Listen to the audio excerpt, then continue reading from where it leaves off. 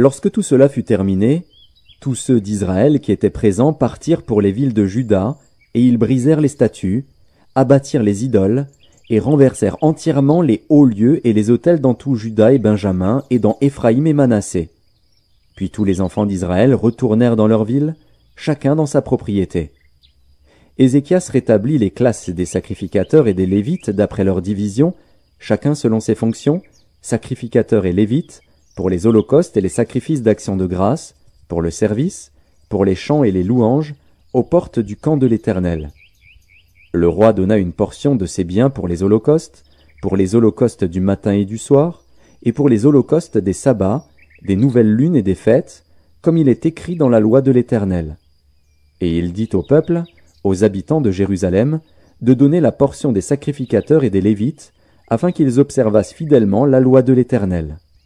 Lorsque la chose fut répandue, les enfants d'Israël donnèrent en abondance les prémices du blé, du moût, de l'huile, du miel et de tous les produits des champs. Ils apportèrent aussi en abondance la dîme de tout. De même, les enfants d'Israël et de Juda qui demeuraient dans les villes de Juda donnèrent la dîme du gros et du menu bétail, et la dîme des choses saintes qui étaient consacrées à l'Éternel, leur Dieu, et dont on fit plusieurs tas. On commença à former les tas au 3e mois, et l'on acheva au 7e mois. Ézéchias et les chefs vinrent voir les tas, et ils bénirent l'Éternel et son peuple d'Israël. Et Ézéchias interrogea les sacrificateurs et les Lévites au sujet de ces tas. Alors le souverain sacrificateur Azaria, de la maison de Tsadok, lui répondit : « Depuis qu'on a commencé d'apporter les offrandes dans la maison de l'Éternel, nous avons mangé, nous nous sommes rassasiés, et nous en avons beaucoup laissé, car l'Éternel a béni son peuple. Et voici la grande quantité qu'il y a de reste. » Ézéchias donna l'ordre de préparer des chambres dans la maison de l'Éternel, et on les prépara. On y apporta fidèlement les offrandes, la dîme et les choses saintes. Le Lévite Conania en eut l'intendance, et son frère Chiméi était en second. Jéhiel, Azazia, Nakat, Azaël, Jérimoth, Josabad, Éliel, Jizmakia, Makat et Benaja étaient employés sous la direction de Conania et de son frère Chiméi, d'après l'ordre du roi Ézéchias, et d'Azaria, chef de la maison de Dieu.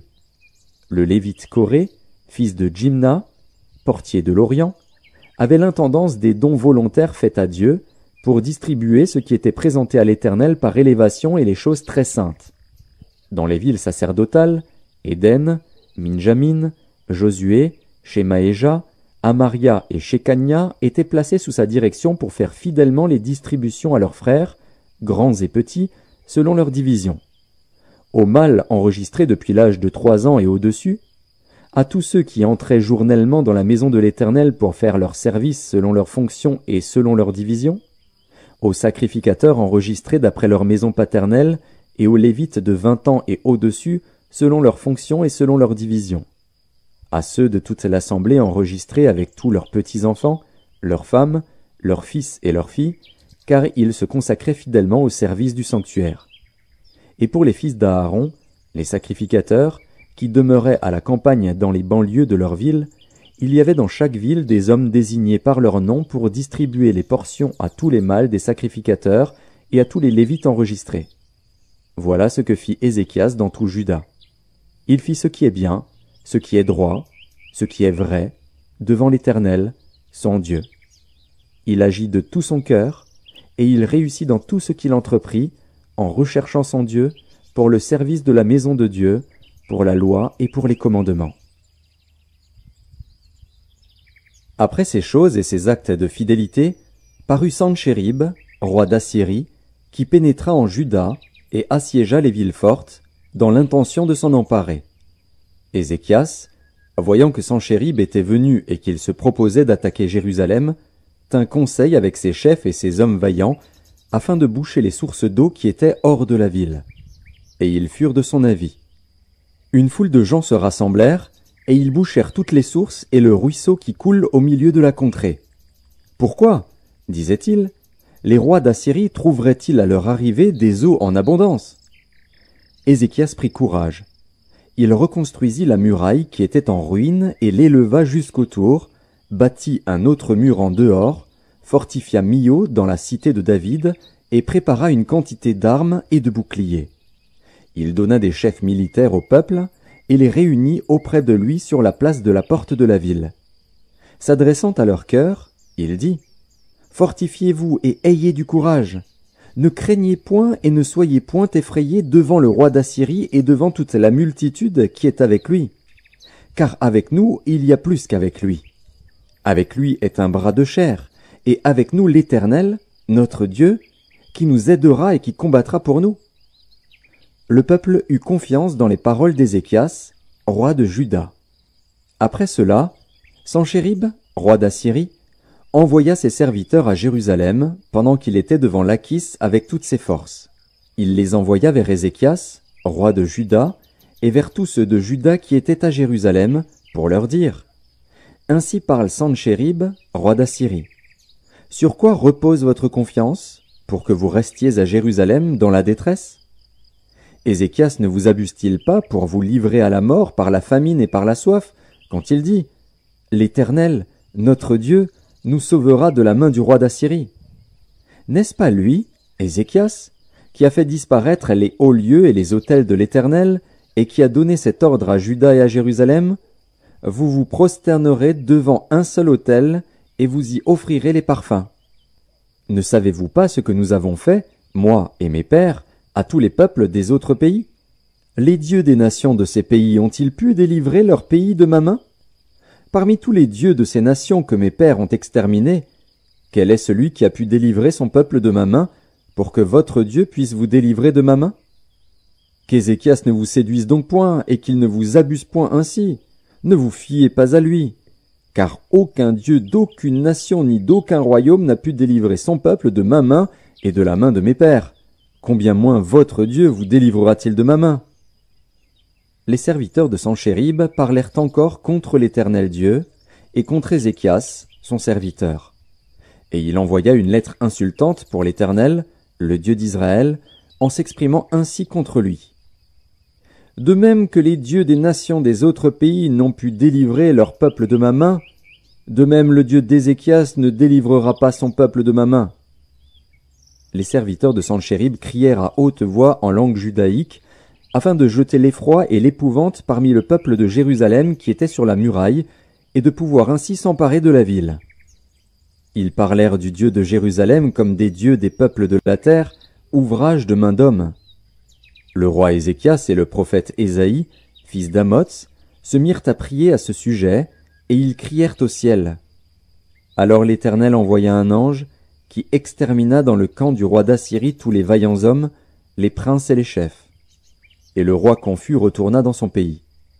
Il entra dans la maison de son Dieu, et là ceux qui étaient sortis de ses entrailles le firent tomber par l'épée. Ainsi l'Éternel sauva Ézéchias et les habitants de Jérusalem de la main de Sanchérib, roi d'Assyrie, et de la main de tous, et il les protégea contre ceux qui les entouraient. Beaucoup de gens apportèrent dans Jérusalem des offrandes à l'Éternel, et de riches présents à Ézéchias, roi de Juda, qui depuis lors fut élevé aux yeux de toutes les nations. En ce temps-là, Ézéchias fut malade à la mort. Il fit une prière à l'Éternel, et l'Éternel lui adressa la parole, et lui accorda un prodige. Mais Ézéchias ne répondit point aux bienfaits qu'il avait reçus, car son cœur s'éleva.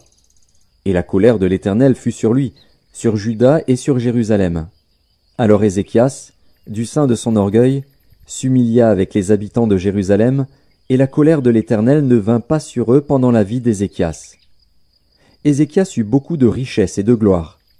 Il se fit des trésors d'argent, d'or, de pierres précieuses, d'aromates, de boucliers et de tous les objets qu'on peut désirer.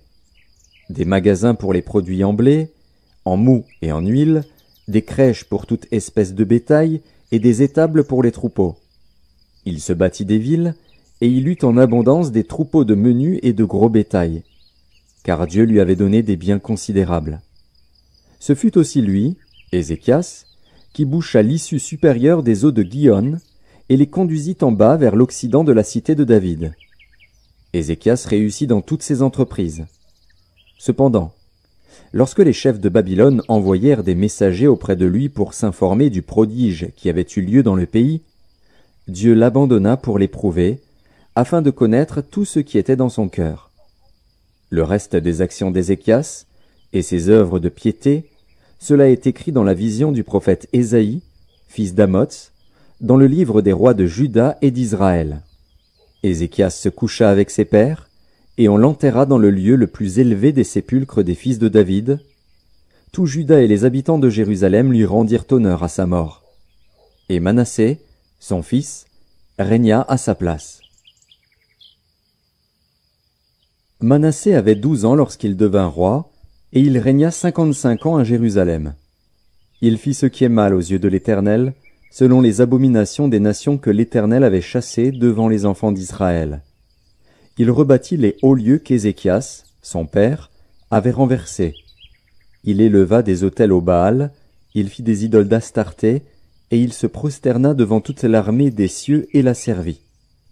Il bâtit des autels dans la maison de l'Éternel, quoique l'Éternel eût dit, « C'est dans Jérusalem que sera mon nom à perpétuité. » Il bâtit des autels à toute l'armée des cieux dans les 2 parvis de la maison de l'Éternel. Il fit passer ses fils par le feu dans la vallée des fils de Hinnom.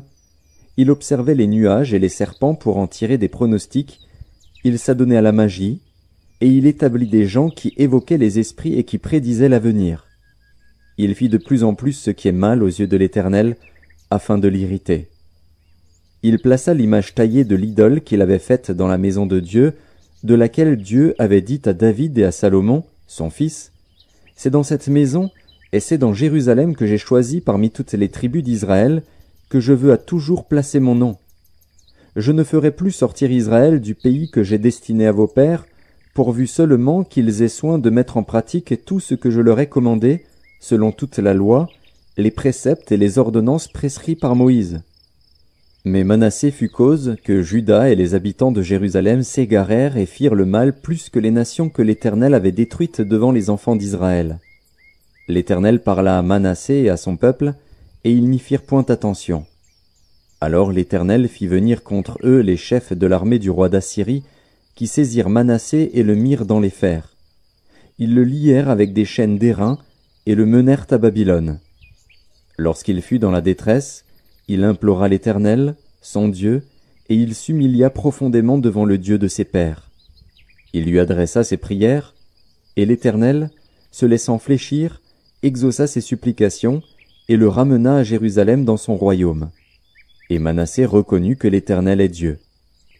Après cela, il bâtit en dehors de la ville de David, à l'Occident, vers Guyonne, dans la vallée, un mur qui se prolongeait jusqu'à la porte des Poissons et dont il entoura la colline, et il s'éleva à une grande hauteur. Il mit aussi des chefs militaires dans toutes les villes fortes de Juda. Il fit disparaître de la maison de l'Éternel les dieux étrangers et l'idole, et il renversa tous les autels qu'il avait bâtis sur la montagne de la maison de l'Éternel et à Jérusalem, et il les jeta hors de la ville.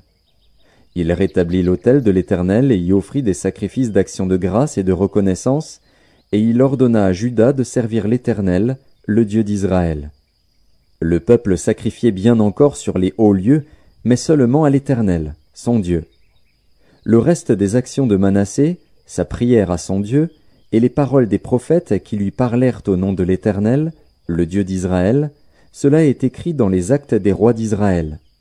Sa prière et la manière dont Dieu l'exauça, ses péchés et ses infidélités, les places où il bâtit des hauts lieux et dressa des idoles et des images taillées avant de s'être humilié, cela est écrit dans le livre de Osaïe. Manassé se coucha avec ses pères, et on l'enterra dans sa maison. Et Amon, son fils, régna à sa place. Amon avait 22 ans lorsqu'il devint roi, et il régna 2 ans à Jérusalem. Il fit ce qui est mal aux yeux de l'Éternel, comme avait fait Manassé, son père. Il sacrifia à toutes les images taillées qu'avait faites Manassé, son père, et il les servit. Et il ne s'humilia pas devant l'Éternel, comme s'était humilié Manassé, son père, car lui, Amon, se rendit de plus en plus coupable.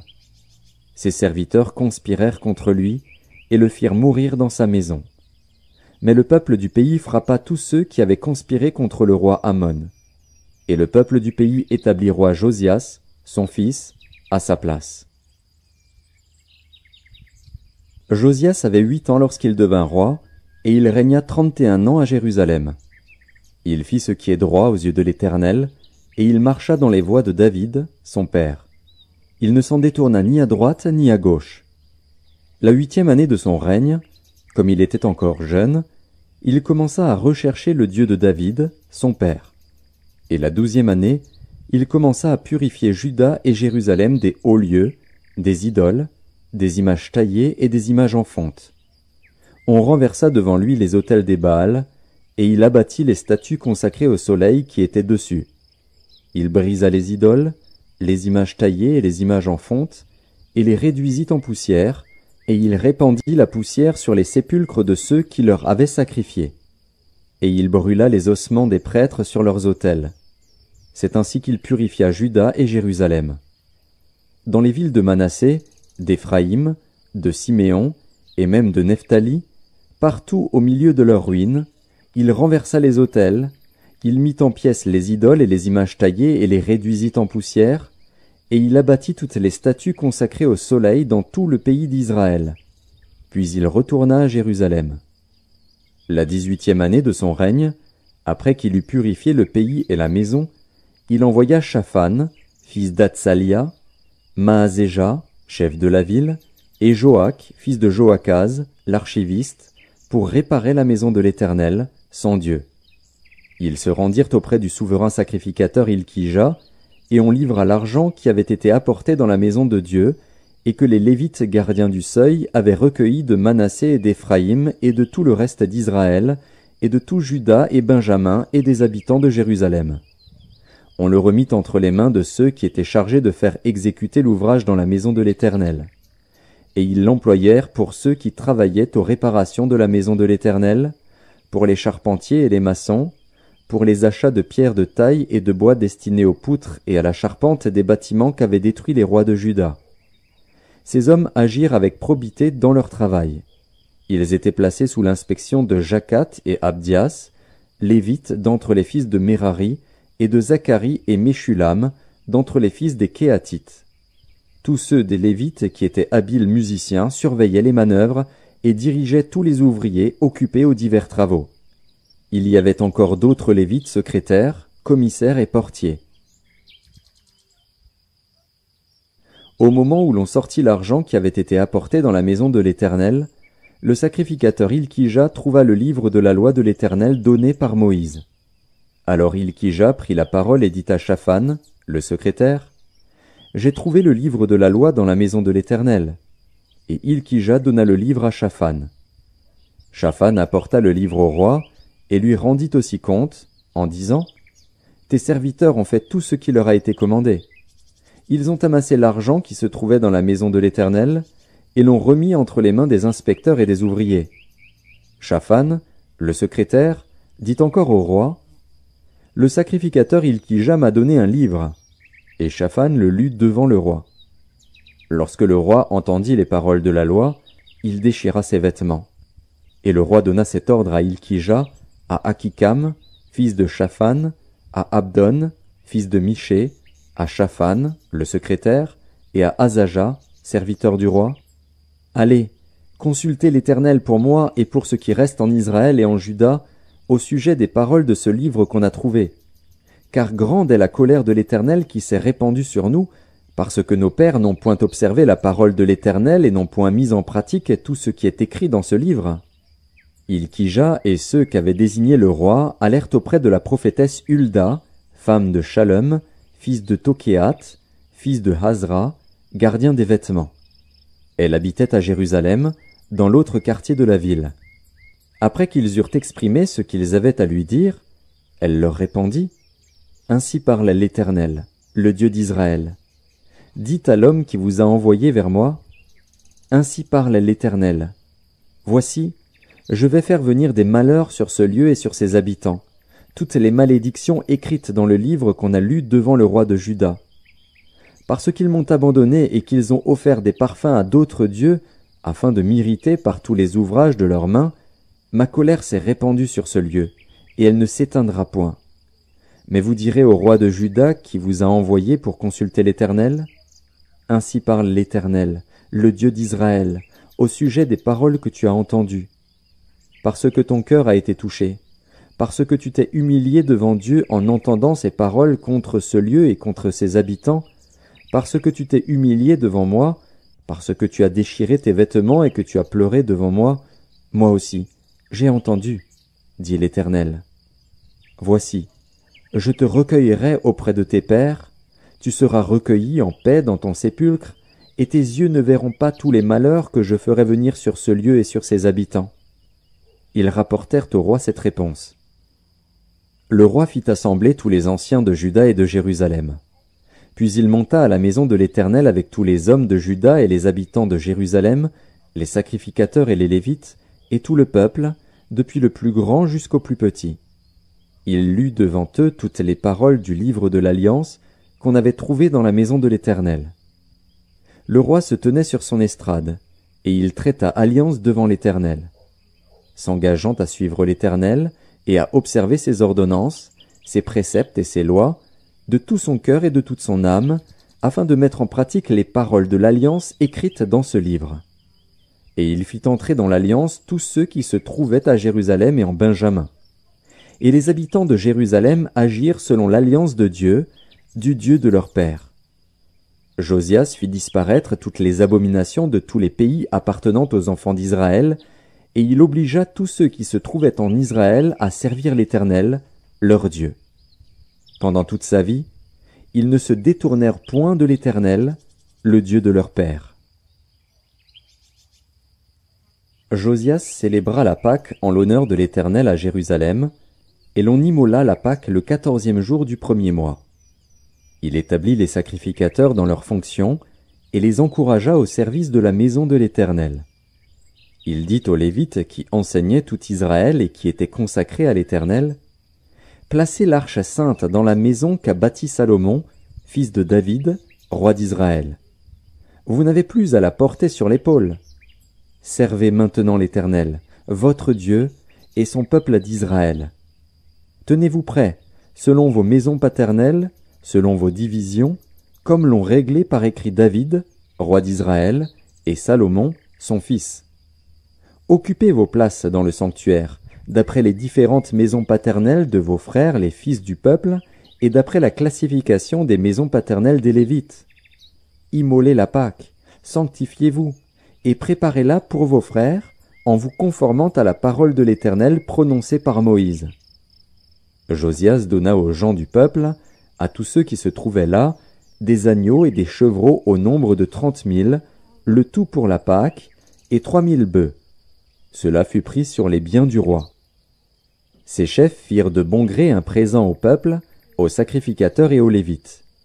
Ilkija, Zacharie et Jéhiel, princes de la maison de Dieu, donnèrent aux sacrificateurs pour la Pâque 2600 agneaux et 300 bœufs.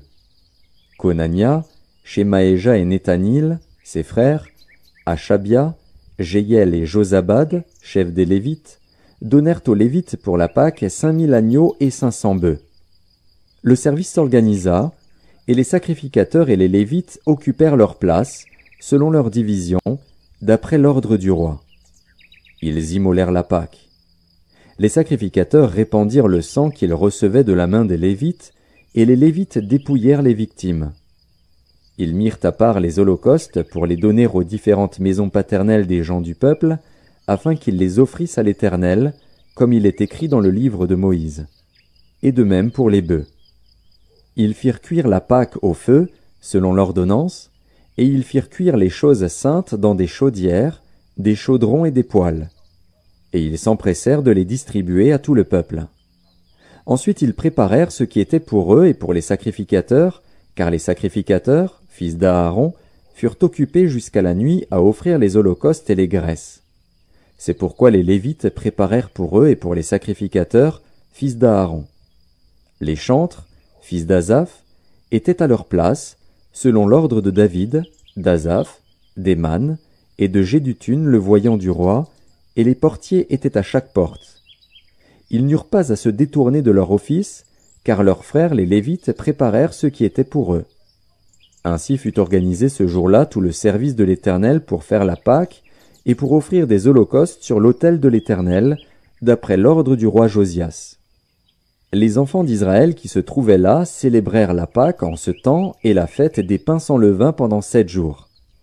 Aucune Pâque pareille à celle-là n'avait été célébrée en Israël depuis les jours de Samuel le prophète. Et aucun des rois d'Israël n'avait célébré une Pâque pareille à celle que célébrèrent Josias, les sacrificateurs et les Lévites, tout Juda et Israël qui s'y trouvaient, et les habitants de Jérusalem. Ce fut la 18e année du règne de Josias que cette Pâque fut célébrée. Après tout cela, après que Josias eut réparé la maison de l'Éternel, Nécho, roi d'Égypte, monta pour combattre à Carchemish sur l'Euphrate. Josias marcha à sa rencontre. Et Nécho lui envoya des messagers pour dire « Qu'y a-t-il entre moi et toi, roi de Juda ? Ce n'est pas contre toi que je viens aujourd'hui. C'est contre une maison avec laquelle je suis en guerre. Et Dieu m'a dit de me hâter. Ne t'oppose pas à Dieu, qui est avec moi, de peur qu'il ne te détruise. » Mais Josias ne se détourna point de lui, et il se déguisa pour l'attaquer, sans écouter les paroles de Nécho, qui venaient de la bouche de Dieu. Il s'avança pour combattre dans la vallée de Megiddo.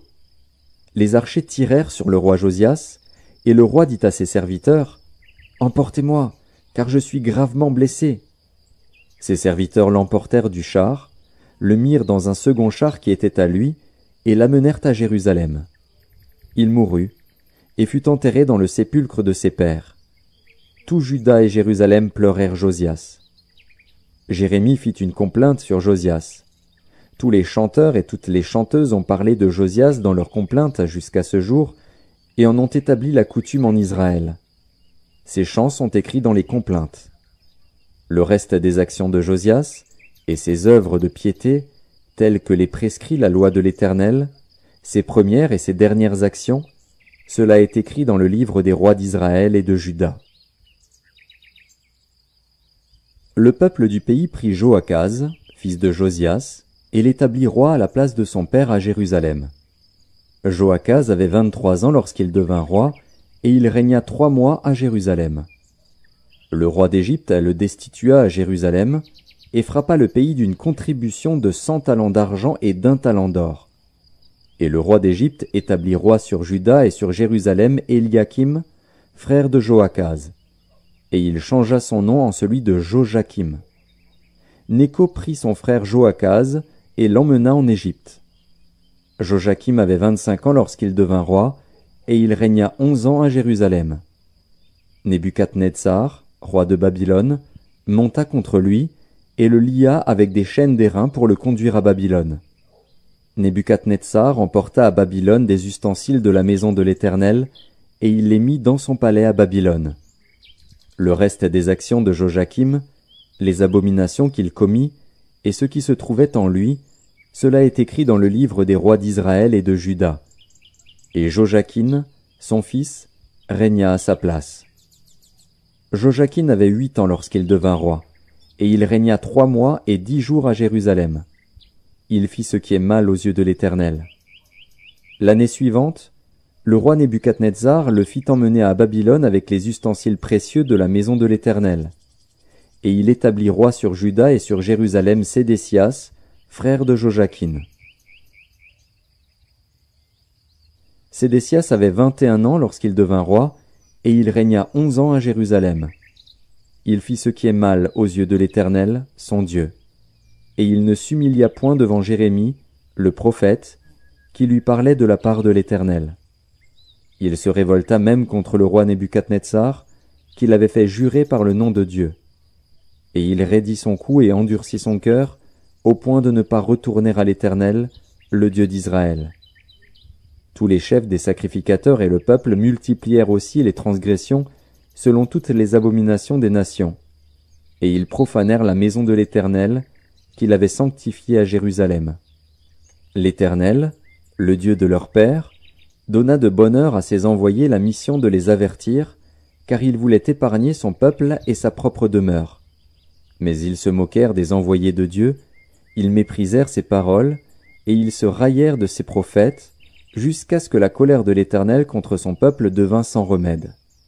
Alors l'Éternel fit monter contre eux le roi des Chaldéens, et tua par l'épée leurs jeunes gens dans la maison de leur sanctuaire. Il n'épargna ni le jeune homme, ni la jeune fille, ni le vieillard, ni l'homme aux cheveux blancs, il livra tout entre ses mains. Nebuchadnezzar emporta à Babylone tous les ustensiles de la maison de Dieu, grands et petits, les trésors de la maison de l'Éternel, et les trésors du roi et de ses chefs. Ils brûlèrent la maison de Dieu, ils démolirent les murailles de Jérusalem, ils livrèrent au feu tous ses palais et détruisirent tous les objets précieux. Nebuchadnezzar emmena captifs à Babylone ceux qui échappèrent à l'épée, et ils lui furent assujettis, à lui et à ses fils, jusqu'à la domination du royaume de Perse, afin que s'accomplît la parole de l'Éternel prononcée par la bouche de Jérémie. Jusqu'à ce que le pays eût joui de ses sabbats, il se reposa tout le temps qu'il fut dévasté, jusqu'à l'accomplissement de 70 ans.